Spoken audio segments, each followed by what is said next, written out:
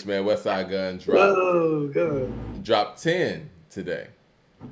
And you know, it sounds funny rolling off the tongue because this album was called something else for 9 other efforts, but I guess since CNN threw out that hit piece on Ye, he had to Westside had to change the name last minute. Um, I would put the back cover of this album out there, but you know, the back cover actually has the original name, and I don't want to get flagged. So anyway, 10 dropped today, and Westside had a host of guest appearances on it. And what were some of your highlights from the album? I mean, we can get into the album, just jump into it. And want to know what the people thought about it. What's your favorite song from it? Yes, Snow Um, Algeria, that's her name. yeah, that's who I'm talking about. Oh Yeah. yeah, see, she's fire to me. hmm Yeah. So yeah, what were Um, some of your thoughts? this is a really good album. It's a really good project. Um, he he is great at putting, like, he's a great coach.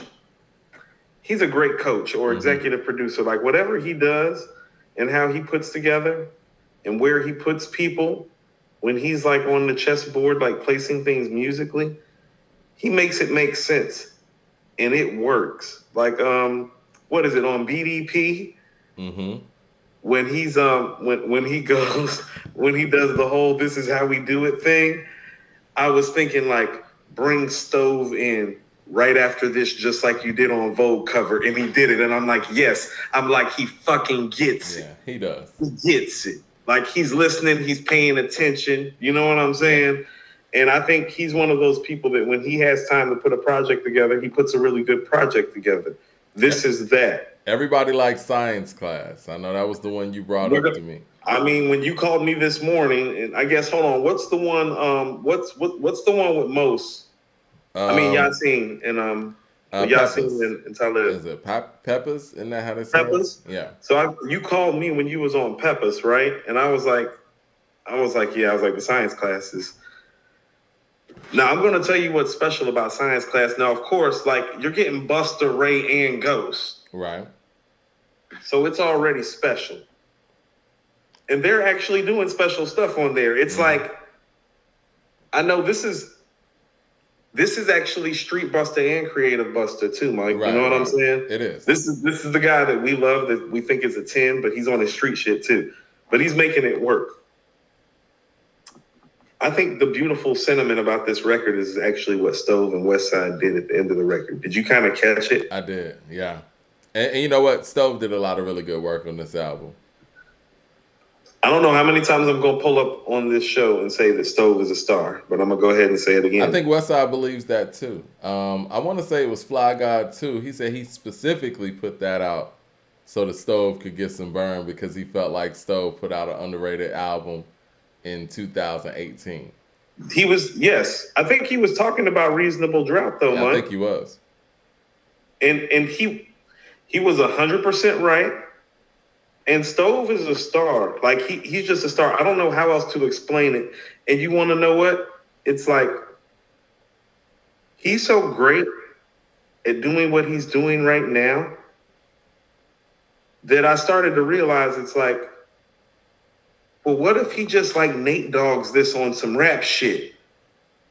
And we only get like maybe one or two projects out of him because he can do this, Mike. He's stellar. Yeah. Like he just gets it.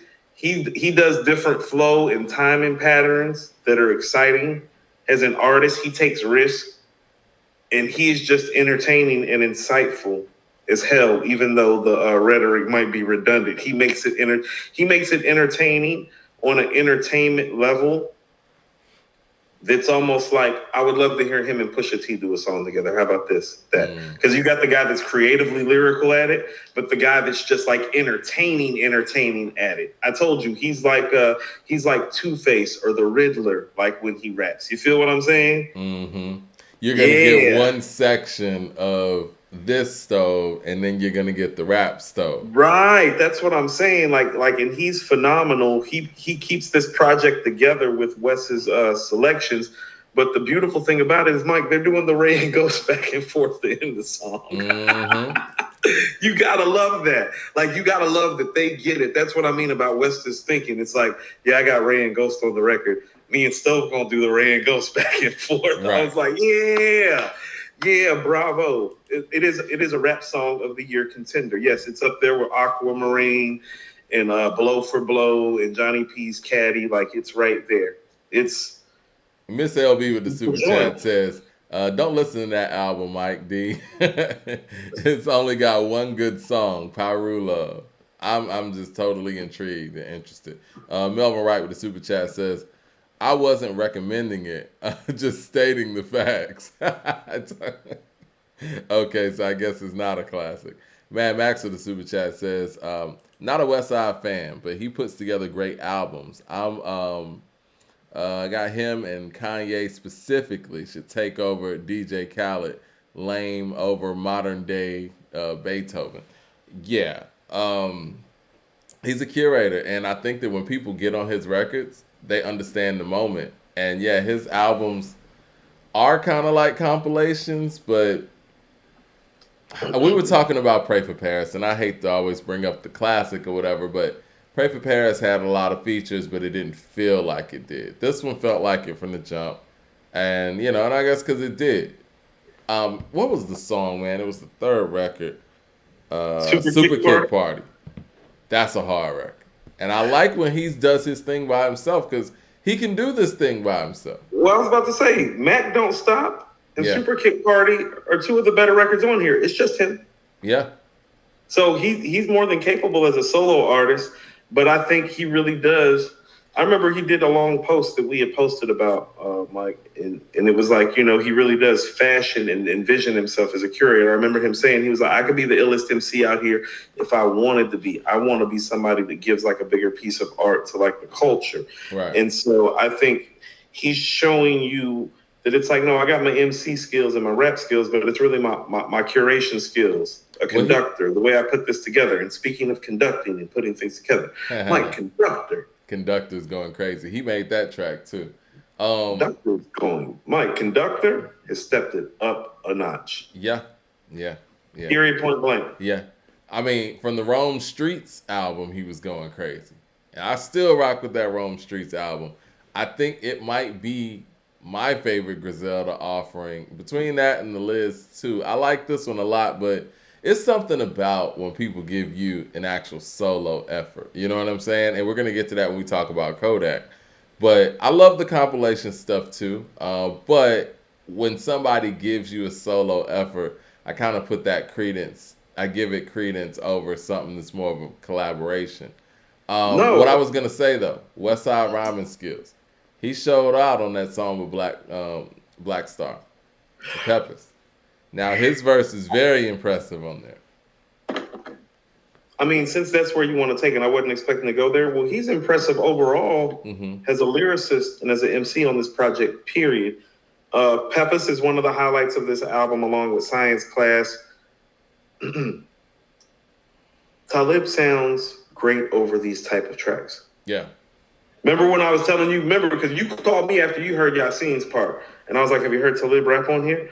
What did I tell you? I was like, these are the beats that Talib needs to be picking to rap to. Like, I don't give a damn Madlib, Yassine, Westside Gunn, Westside Pootie. You need to rap over tracks like this. He sounds great on records like this. He does. And it's one of those things that even though he's coming after Yassine and before maybe the best verse that Westside provides on this album, he makes the transition and so seamless. And he sounds great on this record. And also, too, I'm going to say this again. Every time they do a guest appearance outside of No Fear of Time, they show us what No Fear of Time is missing as an album, which is some more of their energy and just some more pure hip hop rap shit from them, which is why people love them to begin with. Yeah. And so it's cool. And so, like I just told you when we were having the conversation, though, it's cool to want to be Albert Einstein or Rakim, but those guys went into outer space. But Mike, they bring you back to Earth, and you guys are better when you're back on Earth. Peppers is evidence. Listen to how they sound on there. Tell me you didn't love that shit. No, I agree. And I mean, and when you listen to Yassine on this album, you listen to him on the JID album, the energy is different. And, you know, I know at least when I heard No Fear of Time initially, I was giving his energy a pass because, he ain't put out an album in like over 10 years now, right? And so I thought that's just where he was lyrically, you know what I'm saying? Like where he was on the mic. But after hearing him on this and hearing him on the JID, I kind of feel a way about the fact that we didn't get that level of energy on No Fear of Time from him specifically, because I can't say that same thing about Talib. Talib sounds very consistent on, you know, on other features, and the No Fear of Time is really Yasin. And so I didn't see this collaboration coming, and it turned out really, really well. Um, I, it's one of the best tracks on this album. I think it could possibly be a Song of the Year candidate. I mean, it's one of the I best. wouldn't argue with that. Yeah. And this is what I mean about him being a curator. Usually, a Westside Gunn album Yep. gives you about 3 or 4 Song of the Year contenders. I was just about to say that. Like, he usually gives you 3 or 4. This album is no different. Peppers, Science Class, BDP, Switches on Everything, Mac Don't Stop, Super Kick Party. These are all great records. And so the biggest drawback to this album is that it doesn't feel like his album. It feels like Westside Gunn, the curator, presents, you know what I'm saying? Like, it's almost like Quincy Jones when he did what was it? In the 80s. Secret Garden album? I know what you're talking the Secret Garden. The album that has Secret Garden on it. Back on the Block? Yeah, Back on the Block. Yeah. The one with Tamia a few years later, Q's Juke Joint, where he's like plugging and playing, but it's masterful. Well, it's a lot of plug and play, but the plug and play is masterful. There's a couple of songs I not really didn't like, but I was underwhelmed. I was clearly underwhelmed by Red Death. Maybe I expected a lot. Can I tell you what's wrong with the track? Yeah. The track. Yeah. The beat. Yeah. It's the worst beat on the album. It is and the fact that they got all of and that was exactly what I was thinking, Coop. I was like, I was listening to it, I'm like, he really got all these people on this track? Why? Who, you know what I'm saying? Like, I doubt everybody was like, yo, man, that's the track we got to get on. Because I have this whole notion about posse cuts, and it could be true or not, right? That beat that comes on and everybody's excited about, that's the posse cut where like, oh, I got to get on that. I got to get on that. I don't feel like this track was worthy of everybody in the Griselda family to jump on and spit their bars on. Okay, so for as much as we talk about him hitting his mark, we do have to highlight when he misses it. This song is the biggest misstep of this album, because this song done properly could have put this album over the top. Yeah. And could have been one of their most special songs. We've talked about like their catalog and their upper echelon Griselda posse cuts, Brutus, George Bondo, 98 Sabres. Speaking of Brutus, you know who made Mac Don't Stop, right? Well, he said it in the track. Well, he said it's Pete Rock. Yeah. I kind of assumed it was Pete Rock when he started shouting out Pete Rock on Mac Don't Stop. Right. Pete Rock, man. The consistency with his beats over the years is incredible. Pete Rock crazy. Pete Rock's one of the greatest producers of all time. Like, he's a top 10 producer. Easy. And you know what? Easy. He would be higher than that if, for whatever reason, he didn't get... If he would have gotten the placements that a lot of his peers got, I know. I mean, I'm just speculating, just based on his consistency. He would be much higher than that. He's never really failed. You never really hear Pete Rock work with somebody and be like, "Damn, Pete fucked that one up." You know what I mean? Like, he's probably like 7 or 8 on the list, but he should probably be 2 or 3. Yeah, he should be. Yeah. I mean, even he worked with Run DMC. Boom, gave him a classic. You know what I mean? Their last classic. Throw Corrupt and Inspect the Deck on the record. Boom. Great record. That's a classic, too. That is a prime Corrupt and Inspect the Deck. It is. Let's not get it twisted. Yeah. Jay Short with the super chat. Let me get some of these real quick. My only problem with Griselda is tempo. I was going to say that about this song, too. And we're going to get back on Red Death. Said, too much fish, not enough Daytona 500 or Glaciers of Ice. They need to go a little bit more out of their comfort zone. First of all, there's nothing wrong with Fish. Fish was by True Master. That's track 9 on Iron Man. But it could be too slow though. I mean, you know how bad this track was, No, Red you want Death. to know? Even This is what I'm. even my girl didn't sound good on it. Like Caesar didn't sound. Armani Caesar didn't even sound right on this record. And you got to have a bad track for her not to sound good on the record. I thought Benny sounded the best, actually. Yeah. No, it's a big misstep. And here's the thing about it. There should never be a time that Armani and Conway and Benny and stuff like these level of MCs should never be on a song together and it be on the bottom tier of the strength of songs on your album. Like, we're supposed to be pulling up today and be like, so Mike, what's better, Science Class Peppers or Red Death? Right. Like, which one of these songs of the year contenders are we giving song of the year to? Instead, it's like, oh man, Peppers, BDP, switches on everything. The Red Death be like, hold on, pause. That's how you ended the album? And so, big misstep. God is Love is good, but it's not dope, Mike, in my opinion. Me either. I'm with you on that. I didn't like that one, and I didn't really like Switches on Everything either. I like Switches on Everything. I'm not Switches really on a Everything is big. hidden. I think you need. I don't love LP's verse, like, you know what I'm saying. But I got a confession to make. okay, Not really big on Run the Jewels. I never have been. Killer Mike killed that shit, Mike. That might be the best verse on the album. Might be Killer Mike's verse. Is it? I'll go back and Killer listen. Mike, no, Mike. Killer Mike got busy on this. He did. Do y'all rock with Run the Jewels like that out there? I mean, I'm pretty sure I'm in the minority here because for whatever, I don't know what it is, man. The record's just, the first album I liked, but it was like, their records just don't hit me like that. I don't know what it is. I don't know. Michael Williams with the Super Chat says, Coop, what do you think of Prince's music from the 90s? Prince, Coop could go on and on about that. I was about to say, well, I mean, I think Diamonds and Pearls is his last classic album with like what I would call like classic Prince material. Diamonds and Pearls, Cream is on there. So there's stuff on there. It's a mixed bag in the 90s. He's definitely exercising his freedom, but you still get stuff like The Most Beautiful Girl in the World. Some of those late albums like Musicology are really good. He's also was in a different place spiritually. And that's what I mean. He didn't really belong to the machine anymore, Mike. He was just making music because he really enjoyed making music at that point. I don't think when you know that you're the best, Mike, you really he was just in a place of I don't think anybody's really better than me. So I'm just going to kind of do what I want to do. So I think the music sometimes can reflect that for better or worse. So it's like the focus wasn't there as much, but it didn't need to be. I hear most Prince fans say Diamonds and Pearls. What would you say to somebody who would say Musicology or something?